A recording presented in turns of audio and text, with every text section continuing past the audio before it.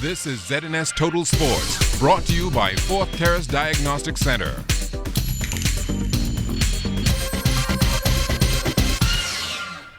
Good evening, Bahamas. I'm Kelsey Johnson. Welcome to Sports Tuesday. On the court right now is Bahamian Buddy Hield and the Oklahoma Sooners. The #1 ranked team in the NCAA are playing the Texas Tech Raiders. The Sooners are holding on to a 43-31 lead heading into halftime. Buddy Hield has scored 11 points so far.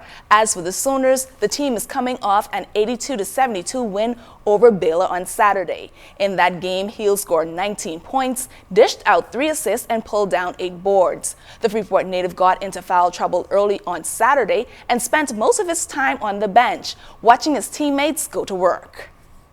It gives me a chance to see the game with a different perspective when I'm never on the bench, and I see Jordan make shots, and maybe be a cheerleader. And I was happy with Jordan making shots, and my team playing well. And I showed them, everybody always say Buddy Hield. Like, I have a pretty good team as well. Just taking good shots and letting the game come to me. Last year I was forced it threes, and we down by 5, 8 points. I jack up the 3 hopes to go on, and now I'm just taking good rhythm shots and transition, and my teammates find me good spots. The BAISS playoffs got started yesterday over at the Kendall G. Isaacs Gymnasium. Roaming the sidelines was our Jonathan Benson, who filed this report. Junior girls action on court first. The 4th-seeded Princeville Falcons giving the top-seeded Queens College Comets all they could handle in the first quarter, with the Comets holding a slim 6-4 advantage. In the second quarter, though, QC went to work. They outscored the Falcons 13-4, and from there, Princeville never challenged again. QC goes on for a 32-19 victory to advance to the championship. We really struggled at the beginning. Like you said, it was real slow, but we did it. We did our part, and I'm so glad we're now in championship. We're going to take this one. It's ours. We waited 5 years for this.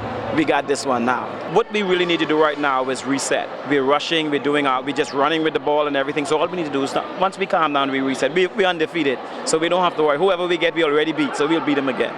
In senior girls play, the pennant-winning Falcons on upset alert.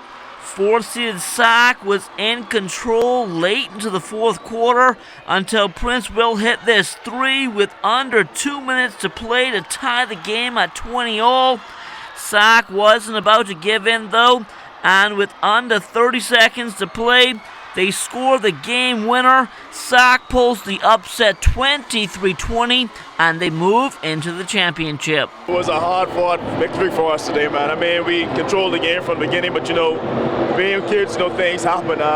It was a big three-pointer that the young lady made, and pretty much, I was saying to myself, the way we've been playing all season, we've been going into these overtime games, so I was just hoping that we had some resolve to pull off the victory this evening. I kind of think my team peaked at the right time.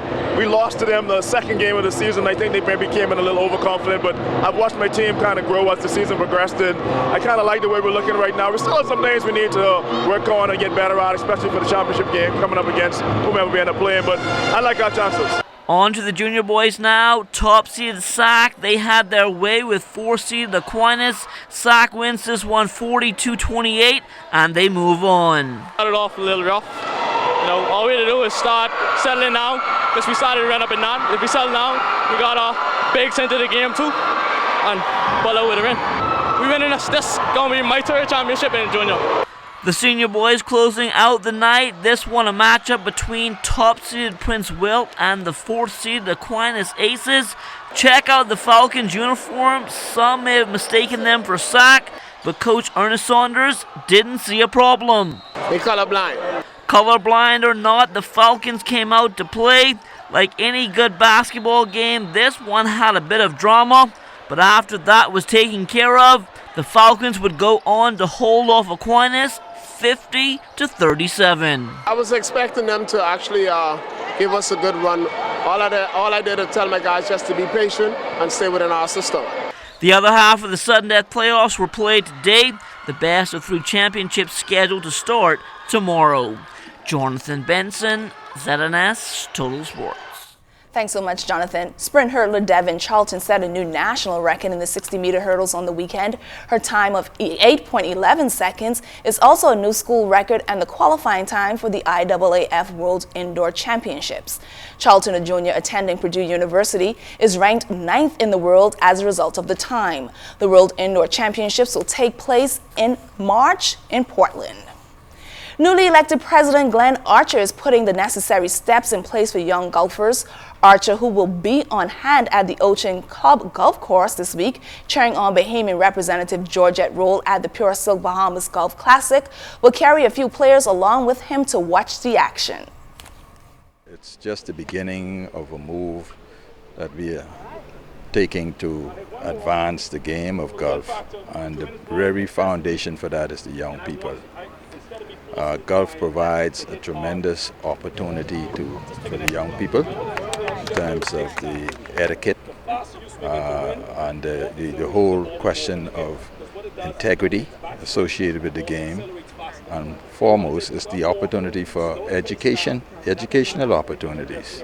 They're exposed, and by advancing junior golf, we want to give them every opportunity to be exposed by playing the game, and therefore by being recognized as being talented enough.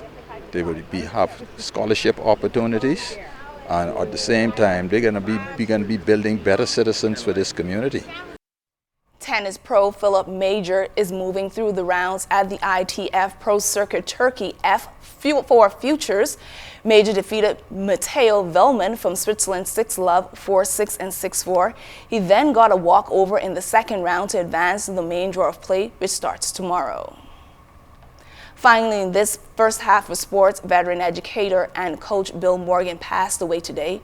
Morgan led the Aaron Bailey Pacers to numerous championships in basketball and volleyball. He was also an assistant coach in track and field while there. Before moving to Aaron Bailey, Morgan taught at C.I. Gibson School and coached volleyball and basketball. He was known as a very kind-hearted person, very active, friendly, very active in taking children to sporting events. No matter the time, he went above and beyond the call of duty. He, even though small in stature, he made an impact on many lives. He would have worked with a lot of persons who are in the Ministry of Education at the time when they were teachers. And so he really had an impact on the entire educational family. And so it's a big loss for the family to lose not only a teacher and career educator who gave his life literally to this profession. We would like to extend our sincerest, heartfelt condolences to the family of Bill Morgan, his extended family, which includes the Aaron Bailey and the C.I. Gibson High Schools. May his soul rest in peace. That's all the time we have for sports. I'm Kelsey Johnson.